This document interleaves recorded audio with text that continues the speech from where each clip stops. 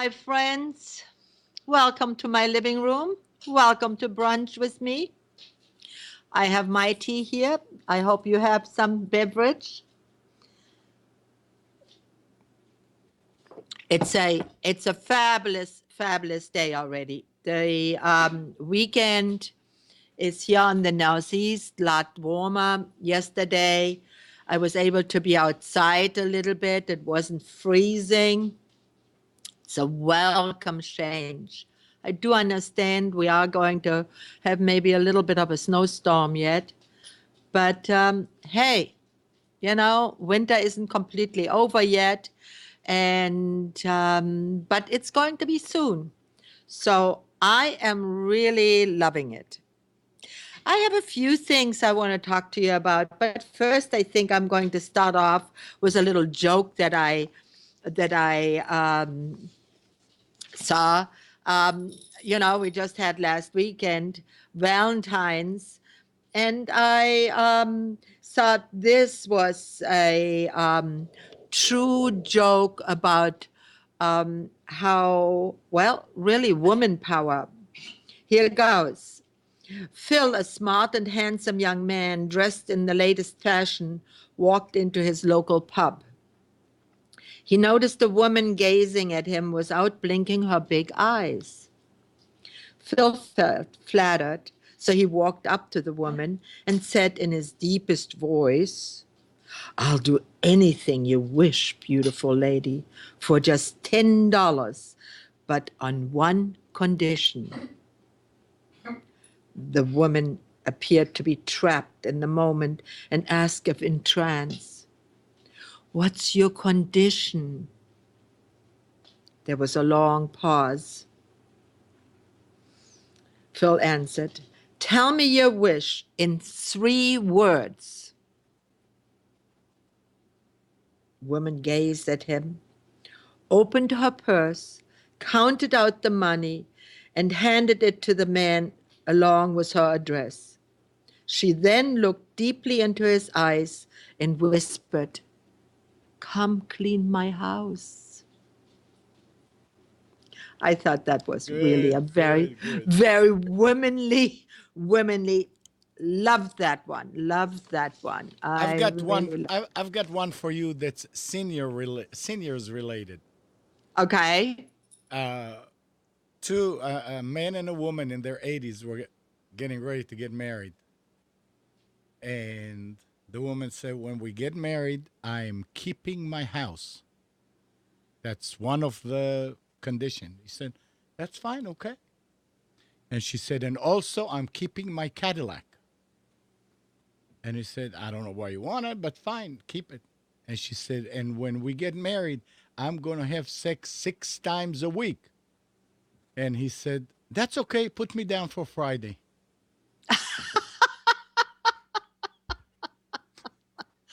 Yep. Yep. Very, very, very good. Yeah, this one is also here a little senior related.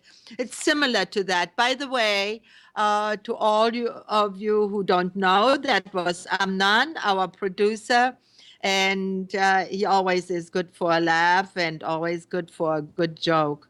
Thank you, Amnan. This one is also a real great one. Um, a husband and wife came for counseling after 15 years of marriage. When asked what the problem was, the wife went into a passionate, painful tirade, listening every problem. Of how in the 15 years they had been married, she went on and on. The, ne- the neglect, the emptiness, the loneliness, the feeling unloved, unlovable, an entire laundry list of unmet needs she had endured over the course of her marriage. Well, some of us can relate with that. Finally, after allowing this to go on for a sufficient length of time, the therapist got up, walked around the desk, and asking the wife to stand, embraced and kissed her passionately. The woman shut up, quietly sat down, as though in a daze. The therapist turned to the husband and said, This is what your wife needs at least 3 times a week. Can you do that? The husband thought for a moment and then replied, well, I can drop off here on Mondays and Wednesdays, but Fridays I go fishing. Good. All right, guys, enough with the jokes. Hey, this was some eventful week, wasn't it? Yes, it Um, was. it sure was. I mean, I was almost glued to the television with this Trump phenomena that we are having. I mean, it's unbelievable. I cannot believe how this is happening, how people are flocking to him. Now, I do know that we are all frustrated and annoyed and we want change and all of that. Oh, yes, I do too. I feel the same way. Exactly. However, I mean, hasn't anybody heard him speak? I mean, he, there was a heckler apparently in one of his speeches, and he told his handlers there, the guys that with him there, he told them to transport him out and rough him up, and he would pay the legal fees. Is that what we want as a president? I mean, is that really what we want? I haven't heard Do that. we what? I haven't heard that. That's bad. Yeah, I mean, you go on the internet and find out. I mean, that is just, it is beyond. The man cannot answer any of the world issues in a real way. Oh well, I'll hire the people for it. Well, good. Hire, and I give him that he could hire the right people. But you know what? If you don't know, then you don't know if the people that you're hiring are doing the right job. It is to me unbelievable how people, he is crass, he's ignorant, all he does is consumed with himself. He only talks about himself, of how he's in the polls, what he's going to be doing. Oh, and America is going to be so beautiful and it's going to be so great and it's going to be so wonderful. Well, we all want that. We all want that. But do we want it from somebody who just has platitudes, who just talks in superlatives, who just talks about himself, who is really rather coarse in his language too? He has let fly some real choice words there.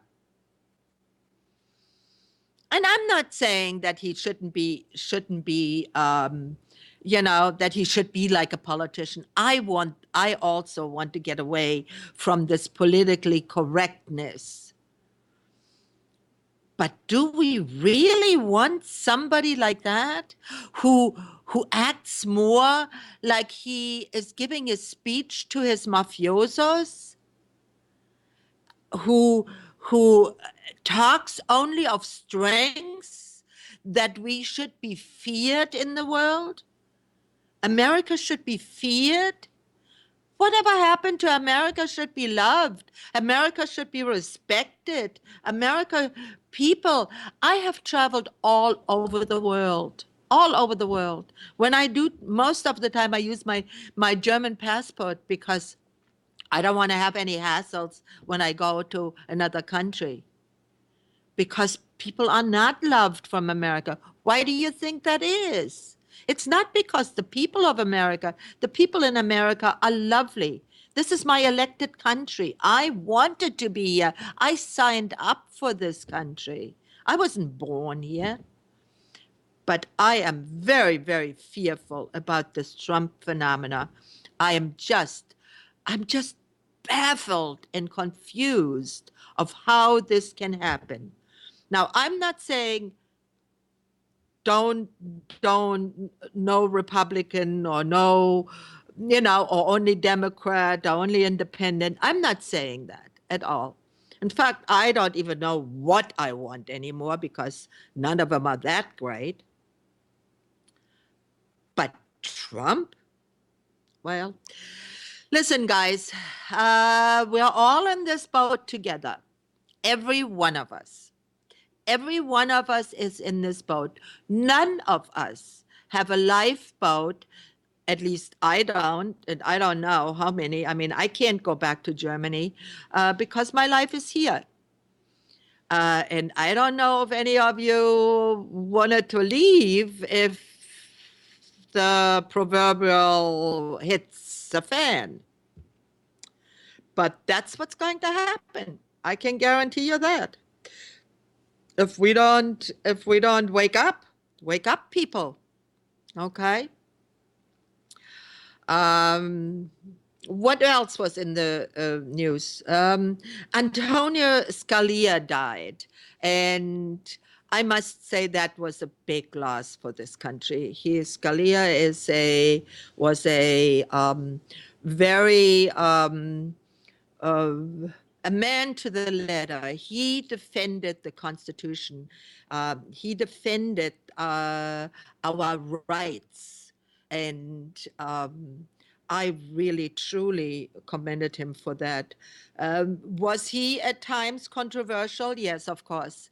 Anybody who is trying to make change or provoke change often is controversial at times, but it was a loss, and hopefully we Obama will nominate someone who is of equal stature. Of course, his stature came through the years. I mean, he was 30 years on the Supreme Court, and in 30 years, you do grow. He grew, and but he also was a superior intellectual, and that is a loss. And another one that I really bemoan a little bit is Harper Lee, the one who wrote To Kill a Mockingbird. Now, I must tell you, To Kill a Mockingbird, the first time I saw the movie, because I did not grow up in America, it was a little bit of a mystery to me. I had to really then look for more information, and it was a little bit more in the background then. It's an old movie, and whoever did not grow up in the United States and went to school here, they most likely did not read the book, um, as I didn't. And so when I heard Harper Lee died, I immediately thought, well, that's a knowledge gap that I would like to fill. So I did not find the book, but I did see some of the movie. Now the movie made a lot more sense after having lived here 30 years, and then it came to mind of, ha, where did this title come from? I mean, there is the mockingbird in the movie. You hear the mockingbird sing, and there is also the scene of where Atticus, the father, gives to Scout and her brother a BB gun. And he tells them that they could shoot blue jays, but they could never, ever shoot a mockingbird, that would be a sin. And throughout, then the mockingbird became the symbol of justice and righteousness, um,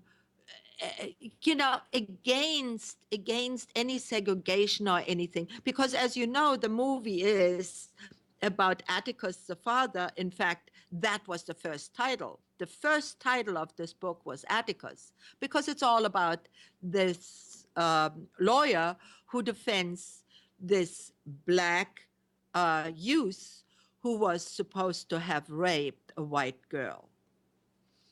I won't tell you the ending. If you haven't seen it, go see it. It really is worthwhile. Or even read the book, because that's going to be next, what I'm going to be doing. I'm really looking forward to do that, because I'm sure that the book is even better. But the entire issue is about, and it's so timely. It's so timely. It's almost as if the universe is saying, well, um, what can I do to bring that fact that we are still discriminating, that we are still unjustly, that there are still unjustly so many people in jail for crimes that they have not done, and only by the color of their skin or by the way where they were born, they don't have really good representation.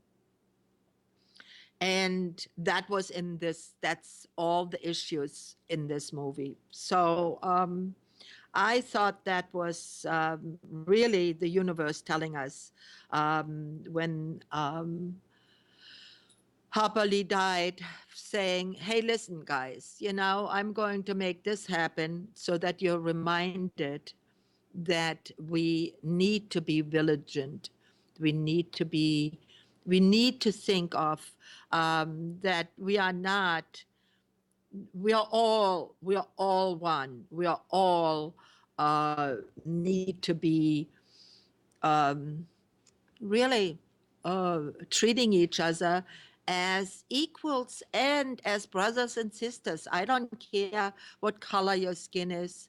I don't care. And if you are bad to me or do something bad to me, doing something in retaliation, that doesn't make it right, does it? I don't think so. I don't think retaliation or two wrongs never ever have made a right, and retaliation has never provoked friendship or love. We really need to be very aware of things like that, and especially the ones that are a little older in my group here.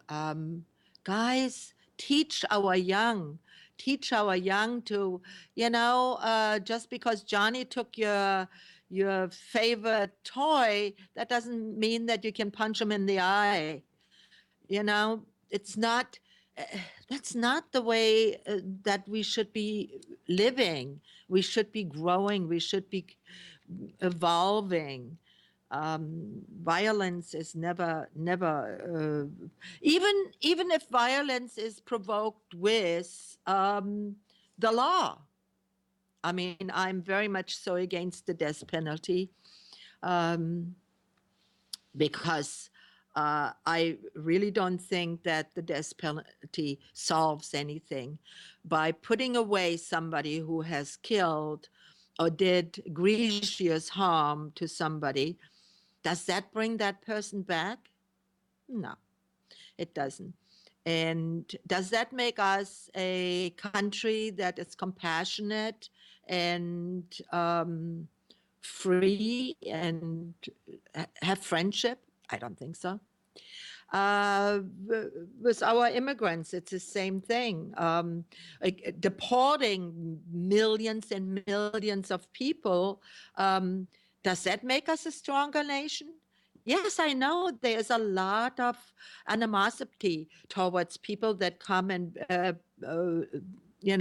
work for $5, and enter our system and getting food stamps and medical care and sometimes even schooling. But let's fix those things, that they cannot have those things. Then they won't come. rather than just deporting the ones who have been here for generations already sometimes, and just now send them back to um, a country that they didn't even know, you know? Um, Not a good idea, not a good idea. That's why I think we should fix it rather than throw the whole bucket over and say, we're just not going to. Nobody wants our country to be raped by people or to be used. But in my opinion, that is not the way we should go about it. Let me know of what you think. You can there's a call in and there's a button you can just Amnon, how can they sign in, and why don't we tell them that? Right next to the video, it says enter your name. Just you can put your name or you can put anything that you want in there. That will get you into the chat and you can communicate back and forth. You can call 919-518-9773 if you want to talk with Gisela. Or you can use Skype and just go to Computers 2K Voice. Terrific. Yep. Yeah. So why don't we always say that so that our listeners know of how they can contact me? I would love to hear you, even if you are against what I am saying. I mean, still love to hear it. Um, I have never thought that uh, I am the one and know it all. I have my opinions, and other people have their opinions. And if we respect each other's opinions, and if we respect each other's thoughts, we will be a long way towards friendship and really harmonious living that we should be. And talking about living, this morning I love to watch Sunday morning on Channel 2, which is it's a nice variety show of a lot of things. And one of the subjects was the right to die. It came to mind because if you're really, really terminally ill, there's no way out. You feel it, you know it. I think you should have the right and the means to go to your maker or to end your life. I think it is a choice that is an individual choice, just as the choice is of how you want to live your life. That does not mean that I think that every terminal ill person should be doing that. I think that it really depends on how you think. If you still have fight. I remember my mother. My mother had a bad stroke. 75% of her brain was gone. She had a heart attack and a stroke. She was 10 days in a coma. I sat next to her bed every day and talked to her and really talked her out of the coma. The love that she had for me really propelled her back to me because she was on the way already. And the doctor who attended to her said to me, "Are you sure this is what you want to do? Maybe it would be kinder to let her go." But I was so deranged. I was so heartbroken. I was so consumed with fear of losing her that I couldn't think of anything else but to sit there and talk to her and tell her, "Mutti, come back, come back." Well, she did. She lived another 6 years. And the living was not what she had wanted. However, after the first 2 years, I brought her here to the United States. She was in Germany, she was in Berlin, and I brought her here. She could not walk, and she could not really talk very much. She did talk after I had her here for 3 years. I taught her to talk. I taught her to walk a few steps. I taught her to feed herself and to tell me when she needed to go and use the bathroom. And those things were huge because she only had 75% of her brain. And while those years were going on, I asked her several times, are you still sure you want to live like this? Do you want to live like this? I don't mind taking care of you. It's not about me, it's about you. If you want me to help you, I will do so. And I know I would have probably, if I wouldn't have done this right, I probably would have ended up in jail the rest of my life. But that didn't concern me. What concerned me was her happiness. And that's what this is all about. Many of us have brothers, sisters, mothers, fathers, children that are so mortally ill that we often ask ourselves, do they want to go on? In my mother's case, she always answered me, no, I want to live.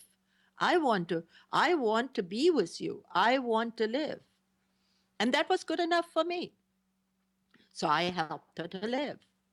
She ultimately wanted to go back to Berlin because that's where my brother was, because she missed him. And, you know, in good German male fashion, he visited her once a month and otherwise ignored the whole thing. And so that didn't work that well out for her. But I tried to go over there at least every 2, 3 months and visit her. So her last years were okay. They were okay. She was in a very, very good home that took wonderful care of her. And every time that I saw her, she wanted to live. And that was one case. But then we have the other ones that are saying, oh, I just want it to be over with. I don't want to live like this. I don't want to, like this man with Lou Gehrig's disease. His whole body stopped working.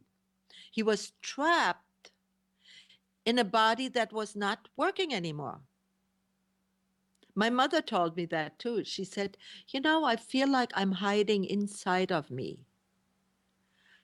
My personality is inside of me and I'm hiding there.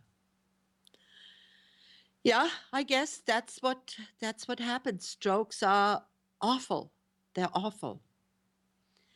And this man with Lou Gehrig's disease, they would talk about it and how he was living in New York State. And our many of the states do not allow right to die laws. Oregon has passed a law of right to die, and it's very defined. The disease has to be truly terminal, or the condition has to be so that there's no hope for recovery. And the person that wants to die has to administer the pills or the drug themselves. In my opinion, that is a sane way of doing it, because all the ones that are for the preservation of life and saying no, in no circumstance one should ever even think of taking your own life, even in such dire circumstances. Um, it comes from a very profound knowledge that that can be easily abused. We know that in the past, totalitarian regimes have used methods to just eliminate people of that they thought were not desirable, and then claiming afterwards suicide. Um, we have had cases where family members have done that and claimed afterwards suicide. So it is a controversial issue, but we need to address it. We need to talk about it, especially if you're a senior. You need to talk about you need to talk to your partner about it. You have to talk to your partner about it. If you don't have a partner, talk to your children. Tell them your wishes. Tell them, listen, if I get to the point where I can't take care of myself anymore, here are the steps that I have taken, like for instance, a life insurance that can be uh, used to provide either in-home care or nursing home care. If you don't want to go into a nursing home, state that. Have a living will. Do all these things. They will be the foundation that will protect you to do the right thing. Most children, they do not want to uh, do things that only they want to do. They want to do what their parents' wishes are. But often parents didn't give them any help because it's uncomfortable to talk about things like that. My husband, for instance, for years we talked about, I said, we got to make a will. Oh, yeah, yeah, yeah, yeah. Men, especially Italian men, they don't want to talk of mortality. They will live forever, apparently. Well, he still does, and he lives forever, hopefully. But you need to have, because once the problem is there, once you are either mortally ill or you are you are you pass away, then what? Nobody knows. Maybe there is a will, but maybe there is not a living will. Maybe there is not real instructions of how you want to be handled. But more so that if you know once you're dead, it really doesn't matter what they do. If you wanted to have a small church burial, or wanted to be cremated or whatever, and your children think, well, the most fabulous funeral at all should be done. Well, it doesn't really matter then to you anymore. But when it does matter is when you're still alive and you are incapacitated to make your wishes known. That's why you need to do this before. I know it's an awful subject, and please let me know of what you think, guys. I enjoy the show so much, and I am always trying to give you information that would interest and would also give you ideas of what you can do. Um, it's not easy The so-called golden years are often not so golden. So if they are not so golden, then please, if you didn't make arrangements before, you should really start making arrangements and think about things like this in your 30s and 40s, because sometimes in your 50s, it's too late. You might have a stroke, or you might have an accident, or you might be in a situation where you cannot make the decisions yourself anymore. You have to have a plan, you know. You have to have a plan for living, and you have to have a plan for dying. Without a plan, your little boat, your little lifeboat, might be out to sea without a paddle, because it's not going to give you maybe it won't be what you would want. I have seen it too many times, and I see it often. I see it very often that I would talk to an elderly woman, not so elderly often, sometimes in their 60s, that tell me, well,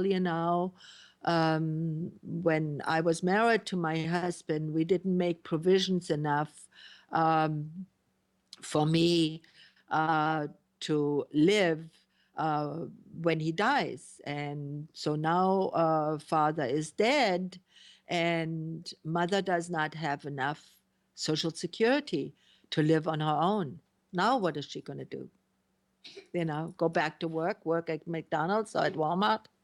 Well, if she can, that is a solution. Or maybe even add in her profession, if she had a profession.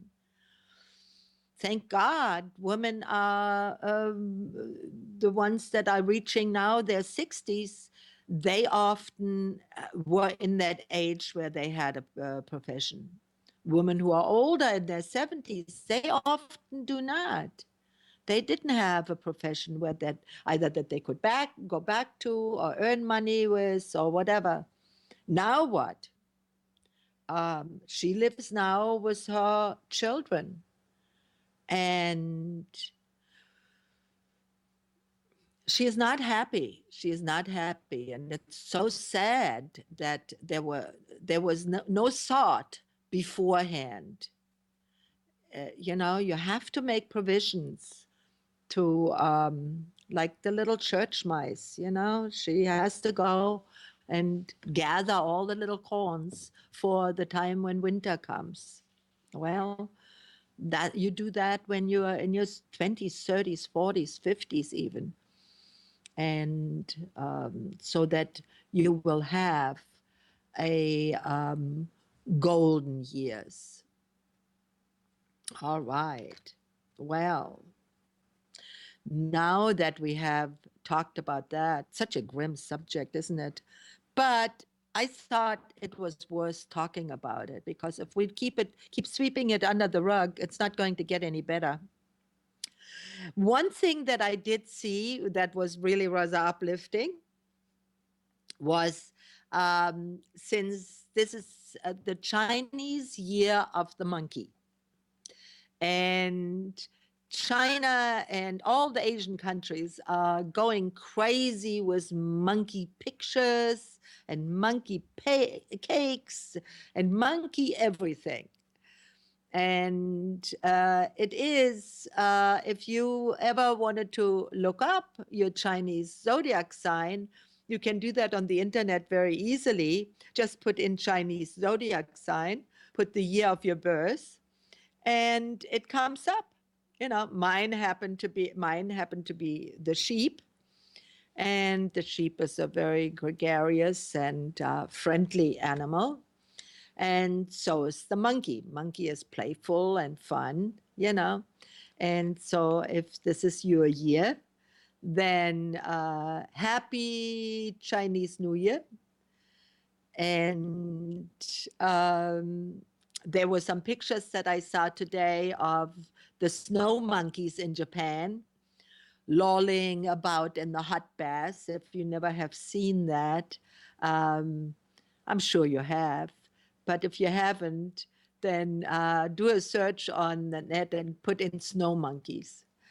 These are macaques that bathe every winter in the hot springs there, and tourists go and visit them. And one of my things that I would love to do is I would love to go there and see them, especially because I'm such an animal lover. And now that spring is coming, our animals, our pets, um, again, there will be a little bit of a transition whenever the seasons change. Even though that is one of the things that I love about the Northeast, um, but it's also always a little challenge. As you know, our animals also are starting to have the same kind of allergies as we are having. And so now when the first forsythias are coming out and the crocuses and so on, it won't be long now. There will be a lot of pollen then in the air again, and that can present a problem to humans and to animals. So here's my suggestion. Get yourself a bottle of Kali Bish.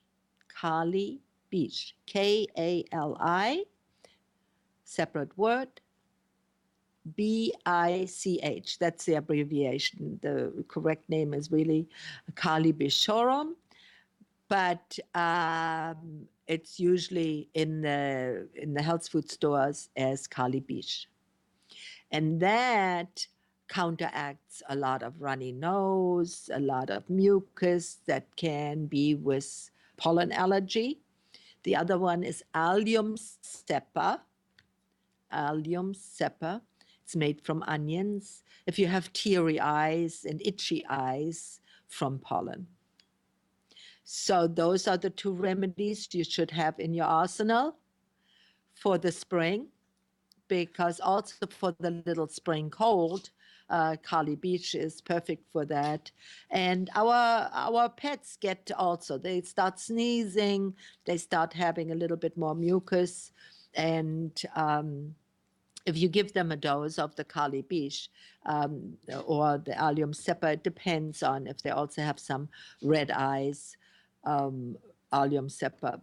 But with all of the homeopathic remedies, as I've said before, always try to consult a homeopath before you really delve into that, into giving a lot of remedies, and especially remedies, succession, different remedies. It can produce difficulties. So if you wanted to reach me, as you know, I am a homeopath. I also am a natural health doctor. And so if you wanted to reach me, you can reach me at homeopath for me or at, no, homeopath for me at live, live.com, or Gisela, Gisela, at ptd.net, ptd.net. My website is thebeautygroup.org, thebeautygroup.org. On my website, I have my custom blended cream that is without parabens. As you know, I am for keeping us healthy, keeping us free of chemicals, and keeping us alive as long as we can, healthy and well. Those are the most important things that we can think of. All right. I'm going to uh, leave you with another joke since we started with that. And let me see. I thought here.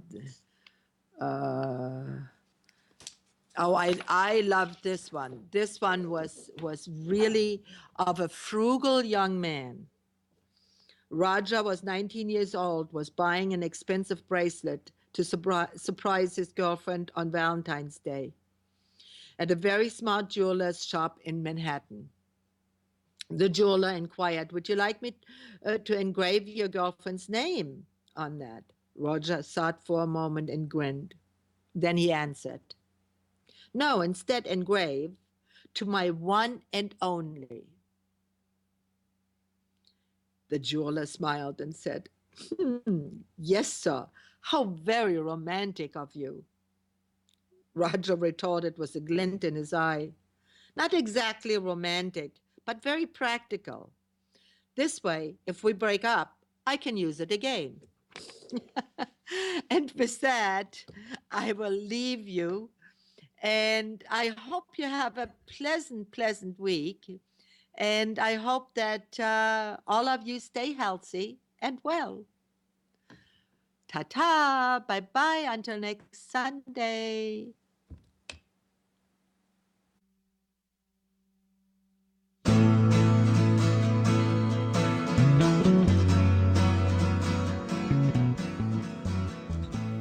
You are tuned to the Nissan Communications Network. Our weekly lineup of call-in programs includes Computers 2K Now with Amnon Nissan, My Life, My Will with Gisela DiCarlo, The Tanya Love Show, Health Then with Debbie Bruck, Breaking Free with Marilyn Shannon, Triangle Be Well with Howard Jacobson, Lunch and Learn with Rabbi Yisrael Cutler, Lessons of Vietnam with NCVVI members, Parent Dome with Ryan Miller, Current Affairs with Amnon Nissan.